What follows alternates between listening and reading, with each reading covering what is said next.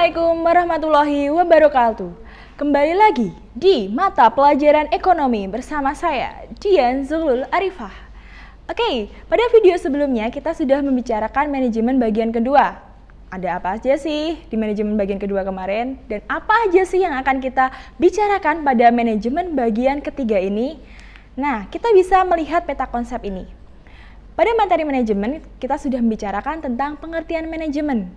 Kita juga sudah membicarakan prinsip manajemen dan juga sudah membicarakan unsur manajemen pada video bagian 1. Kemudian kita juga sudah membicarakan tentang tingkat manajemen dan juga fungsi manajemen pada video bagian 2. Nah, kali ini apa yang akan kita bicarakan? Kita akan bicarakan tentang bidang manajemen dan juga manajemen di sekolah. Jadi kita akan terfokus kepada dua subbab ini. Oke, bidang manajemen. Ketika kita membicarakan bidang manajemen, apa sih bidang manajemen itu? Bidang-bidang apa aja sih yang terlibat dalam suatu manajemen? Nah, kita bayangkan ada pabrik sepatu. Pabrik sepatu tentunya ada yang membuat sepatunya, membuat produknya. Siapa yang membuat? Yang membuat adalah manajemen produksi. Nah, manajemen produksi ini ternyata kegiatannya tidak hanya membuat sepatu saja. Kegiatannya apa saja yang dilakukan oleh manajemen produksi? Yang pertama adalah perencanaan produksi. Jadi sebelum produksi itu dilaksanakan, ternyata harus ada perencanaannya dulu. Perencanaannya itu mencakup desain seperti apa yang akan dibuat, bagaimana sepatu tersebut akan dibuat, kualitas seperti apa yang diharapkan, itu ada pada manajemen produksi. Kegiatan yang kedua itu adalah pengorganisasian produksi. Artinya produksi itu tidak bisa langsung dilakukan seperti sekarang produksi. Oh tidak, harus ada rencananya, harus ada organisasinya. Jadi siapa yang akan memasang tali sepatu, siapa yang akan memasang sol sepatu, siapa yang akan membentuk sepatu menjadi sepatu yang berkualitas. Nah, di sini harus ada pengorganisasian produksi. Kemudian yang ketiga, kegiatan manajemen produksi itu adalah melakukan proses produksi. Jadi setelah ada perencanaan, sudah diorganisasikan siapa saja yang bekerja menjadi pemasang sol, menjadi pemasang kulit. Nah, melakukan proses produksinya. Nah, melakukan proses produksi ini diharapkan bisa menghasilkan suatu output yang baik. Nah, contohnya nih kalau dalam pabrik sepatu berarti sepatu yang berkualitas. Kemudian ada juga pengawasan dalam produksi. Jadi diawasi ketika suatu produk sudah jadi, sudah ada outputnya nih, sudah ada sepatunya, mesti akan diawasi apakah sepatu ini sudah memiliki kualitas yang baik, apakah sepatu ini ada kekurangannya bagian mana. Nah, jadi sebelum dijual harus diawasi atau bisa kita sebut sebagai quality control. Itu untuk manajemen produksi. Kemudian ada manajemen yang lain yaitu manajemen pemasaran. Nah, pada manajemen pemasaran ini tidak hanya mengirim produk aja, tetapi ternyata ada beberapa hal yang dilakukan oleh manajemen pemasaran. Yang pertama adalah merencanakan pemasaran. Jadi yang pertama dilakukan ini mesti perencanaan. Merencanakan pemasarannya itu mau seperti apa sih? Apakah mau dibuat pemasaran secara online atau mungkin apakah ada keunggulan-keunggulan yang bisa disampaikan? Ini dilakukan oleh manajemen pemasaran. Terus bagaimana? Apakah akan menggunakan pengiriman pos atau pengiriman JNE atau COD? Nah, inilah yang merencanakan. Ini adalah manajemen pemasaran. Kemudian yang kedua ini ada pengorganisasian pemasaran.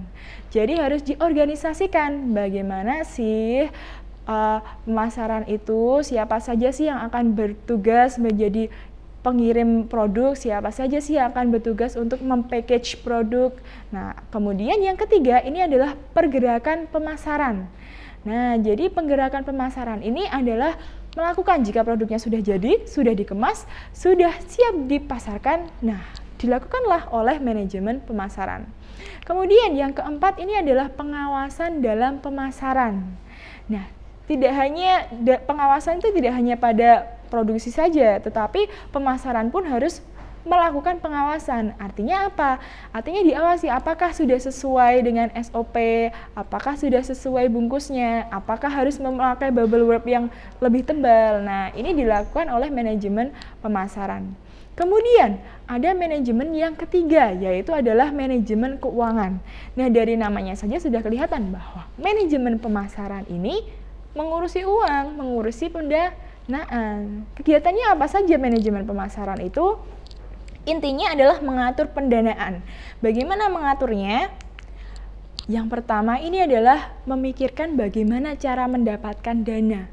Biasanya berhubungan dengan modal. Bagaimana sih kita bisa memproduksi barang?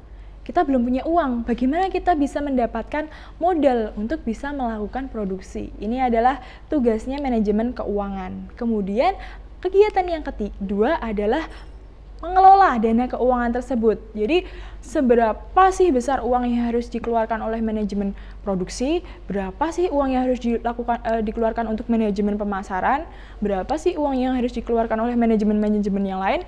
Ini diatur oleh manajemen keuangan, bagaimana mengelola dana supaya bisa dilaksanakan atau dikelola secara efektif dan efisien. Kemudian kegiatan yang ketiga itu adalah mengawasi penggunaan dana. Jadi apakah dana tersebut sudah digunakan dengan baik, apakah dana tersebut tidak diselewengkan? Nah, ini adalah tugasnya manajemen keuangan untuk mengawasi apakah dana-dana tersebut sudah digunakan sesuai dengan tanggung jawab dan sesuai dengan tupoksi masing-masing. Itu adalah untuk manajemen keuangan.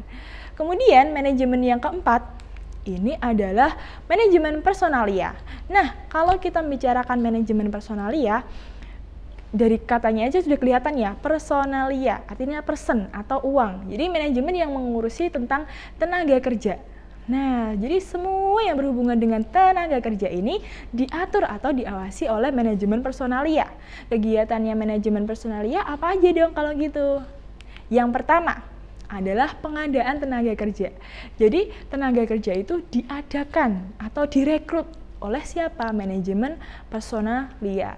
Kemudian ada juga pengembangan skill tenaga kerja. Jadi tenaga kerja skillnya tidak boleh hanya gitu-gitu saja, harus dikembangkan supaya bisa menjadi tenaga kerja yang skillful, artinya dia bisa memiliki skill yang baik. Nah, kemudian yang ketiga adalah pemanfaatan tenaga kerja. Jadi apapun yang hubungannya dengan perekrutan tenaga kerja, kemudian pemberhentian pekerja, kemudian pemberian upah yang sesuai dengan pekerja, ini adalah urusannya dari manajemen personalia. Kemudian bidang manajemen yang berikutnya itu adalah bidang manajemen administrasi. Nah, pada manajemen administrasi ini mereka memiliki tugas supaya bisa memberikan kemudahan bagi manajemen-manajemen yang lainnya. Contohnya nih, kegiatan administrasi. Kegiatan administrasi itu apa saja? Yang pertama ada pengumpulan data. Data-data organisasi, kemudian data-data tenaga kerja, data-data keuangan. Nah, ini dibantu direkap oleh manajemen administrasi. Nah, kemudian ada juga pencatatan data. Jadi dicatat, oh tenaga kerja yang ini namanya ini, rumahnya di sini. Nah, itu harus dikumpulkan datanya, harus dicatat oleh manajemen administrasi. Kemudian juga pengelompokan data. Oh, data ini milik manajemen produksi, data ini milik manajemen pemasaran, data ini milik manajemen keuangan. Nah, itu adalah tugasnya dari manajemen administrasi. Jadi yang berhubungan dengan administrasi seperti perizinan, kemudian tata kelola dan lain sebagainya, jaringan, itu adalah tugas dari manajemen administrasi. Kemudian ada juga pelaporan data. Nah, pelaporan data ini harus dilaporkan. Jadi data yang sudah terkumpul ini dilaporkan oleh manajemen administrasi. Jadi ketika manajemen yang lain ini membutuhkan data, ini manajemen administrasi memiliki data atau catatan dari masing-masing manajemen. Seperti itu. Nah, kemudian bidang manajemen ini kalau kita lihat, ini bisa kita tulis seperti ini. Yang pertama tadi kita sudah membicarakan tentang manajemen produksi, yang kedua kita membicarakan manajemen pemasaran, manajemen keuangan, manajemen personalia, dan juga manajemen administrasi. Nah, Bu, itu kan kalau dalam perusahaan ya. Bagaimana kalau misalnya kita di sekolah, apakah juga ada manajemen produksi, pemasaran, keuangan, personalia, dan administrasi? Nah, kita selanjutnya akan membicarakan tentang manajemen di sekolah. Nah, manajemen di sekolah ini, ketika Ananda mengamati, ketika Ananda membayangkan, di sekolah ada apa aja sih yang di sekolah itu? Di sekolah ada siswa-siswa, ada guru-guru juga. Nah, kalau kita melihat penerapan fungsi manajemen di sekolah ini diterapkan dalam organisasi siswa intrasekolah atau OSIS. Itu kalau di sekolah-sekolah negeri. Tetapi di SMA Muhammadiyah 1 Yogyakarta kita memiliki Ikatan Pelajar Muhammadiyah atau IPM. Nah, tentunya ketika berorganisasi ini di dalamnya ada struktur organisasi. Ada struktur organisasi, ada ketua IPM, kemudian ada ketua bidang masing-masing divisi. Nah, itu contohnya. Nah, kemudian bagaimana penerapannya dalam kehidupan sekolah? Nah, penerapan manajemen pada kehidupan sekolah, terutama melalui IPM atau OSIS, yang pertama itu adalah merencanakan kegiatan. Jadi sebelum OSIS, sebelum IPM melakukan pekerjaan, mereka akan menyusut rapat kerja, rapat penyusunan program. Nah, itu gunanya apa? Gunanya untuk merencanakan program apa saja sih yang akan dilaksanakan dalam 1 tahun, program apa aja sih yang akan dilakukan dalam 1 periode. Itu adalah perencanaan kegiatan. Yang berikutnya adalah pelaksanaan kegiatan. Nah, setelah rencananya jadi, kemudian mulai dilaksanakan. Bulan Januari ada pensi, bulan Februari ada ketertiban, bulan Maret ada kegiatan yang lainnya. Nah, pelaksanaan kegiatan. Selanjutnya yang ketiga itu adalah pelaporan kegiatan. Ketika 1 periode telah berakhir, misalnya periode IPM itu 1 tahun, selesai, apa yang harus dilakukan? Nah, para anggota IPM ini harus bisa melaporkan, harus melaporkan laporan pertanggungjawaban apa saja sih yang sudah dilakukan IPM selama 1 tahun. Nah, ini dilaporkan. Nah, biasanya ada rapat laporan pertanggungjawaban untuk program-program yang sudah dilaksanakan dalam 1 tahun atau 1 periode kepengurusan.